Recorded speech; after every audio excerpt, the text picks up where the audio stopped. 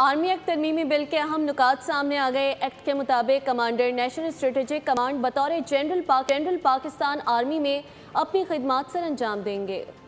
بل کے متن کے مطابق سیکشن بی میں حکومت کا لفظ تبدیل کر کے آرمی چیف کی سفارش پر تقرر کر دیا گیا۔ وائس آرمی چیف اپنے اختیارات اور فرائض آرمی چیف کی ہدایات کی روشنی میں انجام دیں گے۔ ترمیمی ایکٹ کے بعد کلاز 8G میں چیفز آف اسٹاف کمیٹی کا عہدہ 27 نومبر 2025 سے ختم تصور ہوگا۔ وزیراعظم چیف آف ڈیفنس فورسز کی سفارش پر 3 سال کے لیے commander of national strategic command کا تقرر کریں گے۔